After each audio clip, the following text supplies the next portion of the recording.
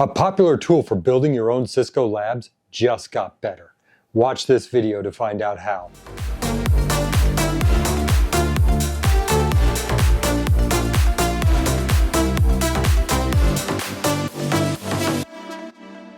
Hi, my name is Rich and welcome to the Rich Tech Guy channel. Now last year I made a video about how you can build your own Cisco Labs for just $200 using a tool called Cisco Modeling Labs, or CML. And if you don't know what CML is, I'll go ahead and link it up above and in the description down below. And so please go ahead and watch that video if you want to get caught up on what it is and how you can use it. But now Cisco has released the newest version of CML, CML version 2.6. And if you have CML, you are going to want to upgrade. If you don't have it, you're going to want to get it, because this incredibly powerful tool for building out your own Cisco Labs just got a lot better with the new features added to it. And before I go any further, just for full disclosure purposes, I do want to say that I am not employed by Cisco, nor am I being paid to promote Cisco Modeling Labs. I think that this is just an excellent product to utilize for building out your own Cisco Labs, for practice, for labbing, and also particularly if you're studying for a Cisco certification. All right, so let's go on to reviewing those upgrades right after you hit the like button. All right, did you hit it? Let's go. So as with any new install or upgrade, you want to take a look at the release notes. So I'm going to link to the release notes for CML version 2.6 down below. Go ahead and check them out. It's going to have the upgrade information, which I'll get into in a little bit more detail shortly. And it's going to have the installation info if you're getting CML and just deploying it as a new install. And also, of course, in there you're going to find a summary of changes, known issues, bug fixes, an admin guide, and a user guide. Now, when it comes to upgrading CML, if your current version of CML is 2.3 or newer, I have good news for you. It's an in-place upgrade. Follow the guide that is provided in the release notes, and you shouldn't have any issue at all. I went through that process, took me less than an hour, everything was great. If you haven't, you've already done CML, the upgrade to 2.6, go ahead and comment down below how your experience has been. On the other hand, if your current version of CML is 2.2 or older, it's going to be a much more complicated upgrade process. Now, the reason behind that is in CML version 2.2 and the older versions, the underlying operating system that was running it was CentOS, which was a free Red Hat Enterprise Linux clone. But then Red Hat decided they didn't like having that out there for people to use and in that fashion. So they changed CentOS into a sort of a pre-release version of the next Red Hat Enterprise Linux. When they did that, they took away the stability that CentOS had as a Red Hat clone. And what resulted from that is a lot of people who were using CentOS, myself included, moved to other platforms. I myself switched over to OpenSUSE Leap or Ubuntu, depending on what I wanted to utilize. So Cisco did the exact same thing with CML, and they changed the underlying operating system from CentOS into Ubuntu. Now, that of course means that if you have 2.2 or older, to get to a newer version, you have to do a rip and replace upgrade. But there is good news in that. The documentation that Cisco provides for that rip and replace upgrade is excellent, because I had to do that when I went from version 2.2, which is featured in my previous version, or my previous video about CML, up to 2.5. So I went through the documentation, I followed it, I didn't have any issues, and I was running 2.5 within a few hours. So if you've gone through that rip and replace upgrade, go ahead and comment down below how that went for you. All right, so now let's get into the updates, and I'm going to go ahead and show you what they are, starting with the like button. If you haven't hit that yet, go ahead and hit that. And if you're not subscribed to this channel, go ahead and subscribe to this channel as well. All right, now that aside, let's get into the updates. So I am here in Cisco Modeling Labs in my new environment here, and I've got various lab creations that I've set up. And even these have carried over from my rip and replace upgrade way back when I did 2.2 to 2.5. So you do get to preserve it in the information, or preserve what you have previously built when you do that rip and replace. Follow the instructions. But I'm going to go into my VXLAN lab here. And so I've got this identified here. We've got a couple of servers. I've got my VXLAN set up. In between, this ability to draw the rectangle and label it, that came into 2.5. But what we do notice immediately is a change in the user interface. So there's been quite a bit of user interface changes here, where previously we had our sidebar over here, and then we had a workspace down below that we could work with. Well, we still get some of that, but a lot of this has changed. So to start with, if I want to add icons before or add new nodes, if I wanted to do that, I would do it from a sidebar over here. Well, that's gone. So instead, I've got this feature right here. As I mouse over, everything just explains what it is. Select, draw a rectangle, draw ellipse, draw text, line, add nodes. So if I select that, here are my nodes, and I can go scrolling through. Again, I can do a mouse over hover, and it tells me what the underlying hardware requirements or the requirements on the Cisco Modeling Labs are going to be. So 512 megabytes of DRAM there, 1 vCPU, 3 gigs of RAM, 1 vCPU, all the way down to, say, Nexus NXOS 9000 switch, 8 gigs of DRAM, 2 vCPUs, or if you really want to go nuts, you can have a 9000 Catalyst 9000 series platform on iOS XRV. Recommended 20 gigs of RAM, 4 vCPUs, but at the very minimum, 10 gigs of RAM and 2 vCPUs. So again, as always, be aware of your hardware requirements or your hardware infrastructure and how much you're taxing it. So again, I can, if I wanted to grab a router here, I could just grab it, drop it, and there we go. So that's great. What I'm actually going to do is we're going to go ahead and get rid of this. Definitely like the new top bar infrastructure here.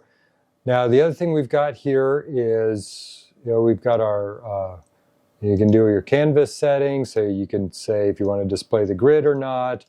You can snap items to the grid. If I wanted to hide the link labels, I could hide them. If I wanted to, there's enable bundling links between nodes, annotations. So like that rectangle I drew there, I can hide that if I wanted to. And then over here, we've got lab actions. So I can start the lab, stop the lab, download, wipe, bootstrap, and run permissions. Nodes, there's my bottom workspace. It's come back up. So there's information about all my nodes. Currently, everything is stopped. I click that away, and then we've got panes. So we've got our panes here. And if I had written up a guide for this lab, say I wanted to share it out, I could have a guide written up and have that available as well.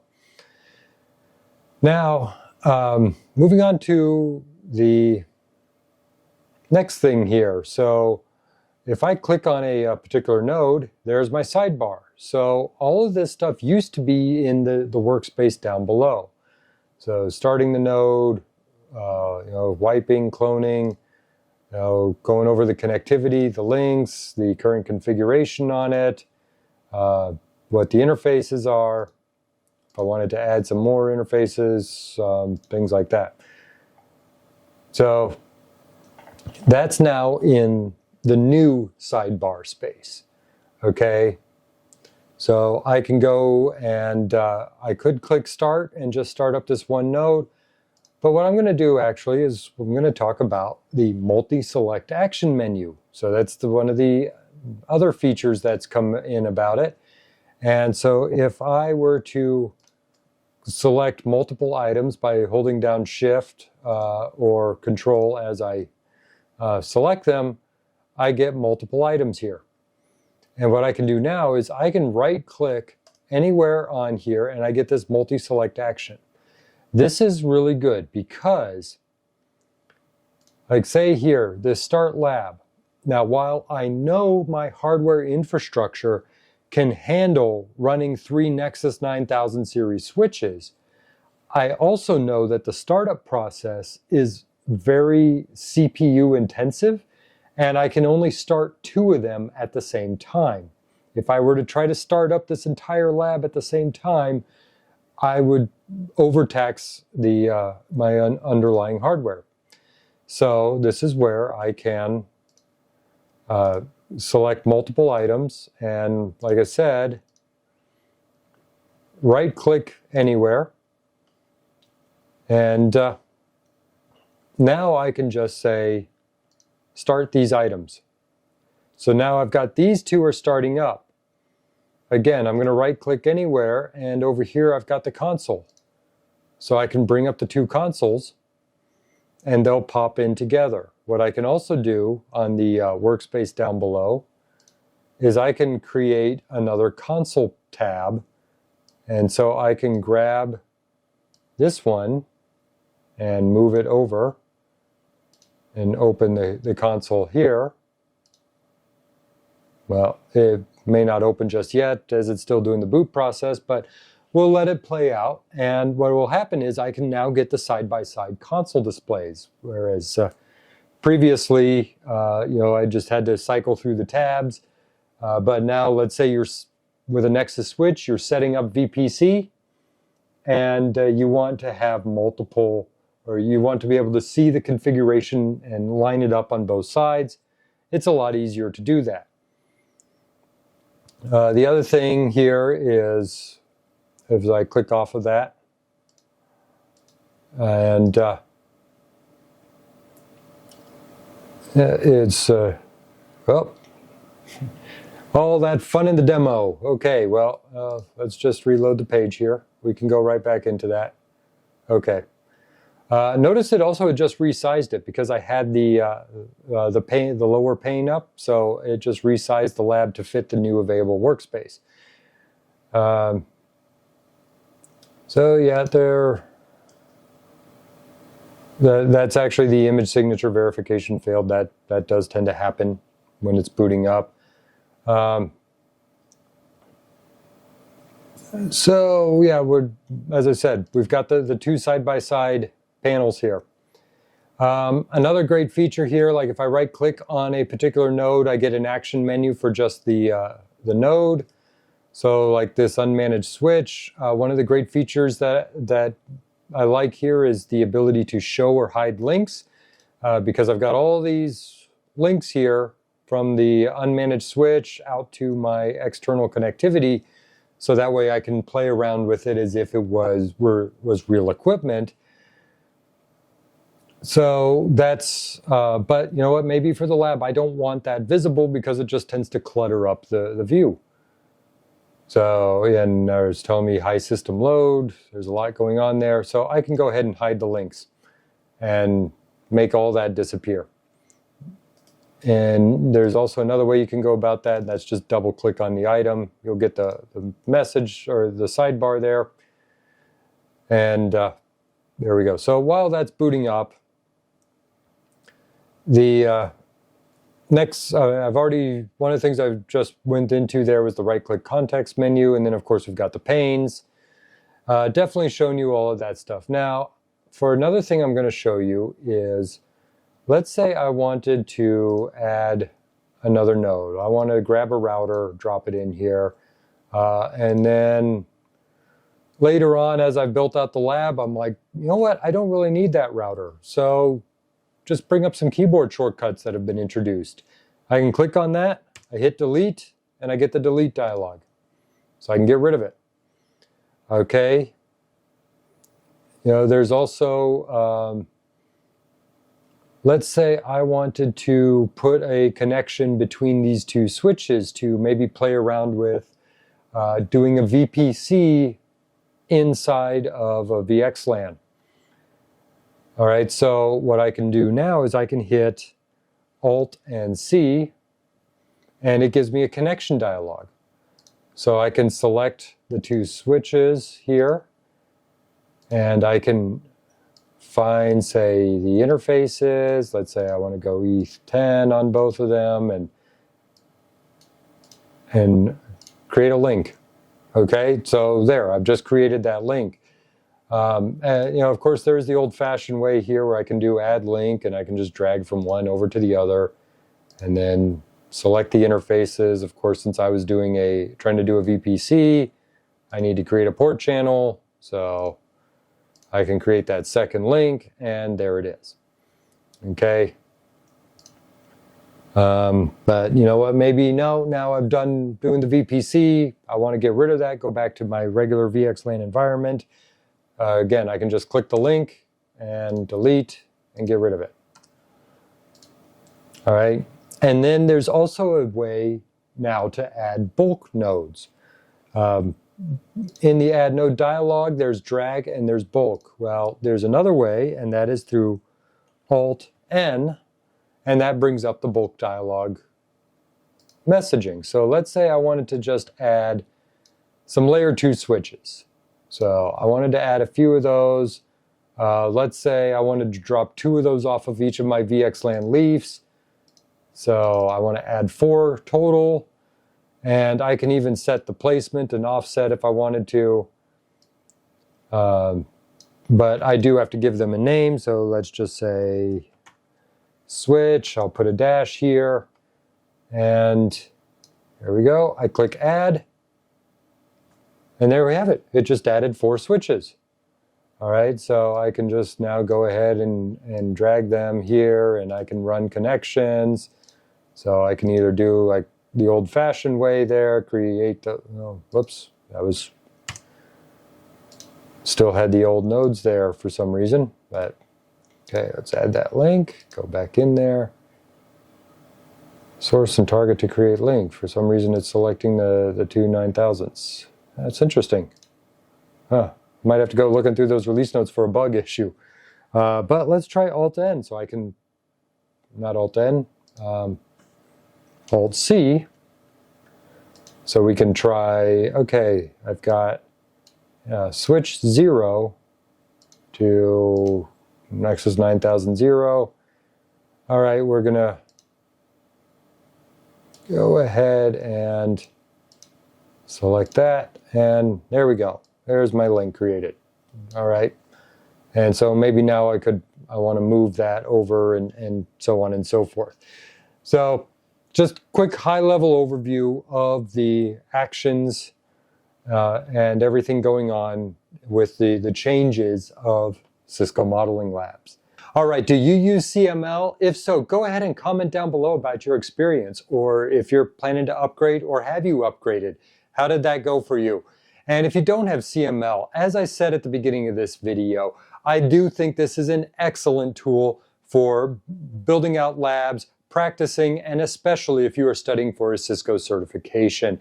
You cannot beat the price for, say, the personal license at $200, which lets you run up to 20 virtual devices. Of course, that does depend on your infrastructure. But considering that you're able to get all of that for $200, that's far better than actually just going and buying the equipment, which is going to run a lot higher in price. You know, especially considering the fact that CML lets you run devices like, say, a Nexus 9000 switch, which could run you, say, $50,000 if you were to actually buy the hardware. So Again, you cannot beat that price at $200 a year. I highly recommend, if you don't have CML, that you go ahead and get it. Also, if you're studying for a Cisco certification, I'm going to post some links down below for study materials.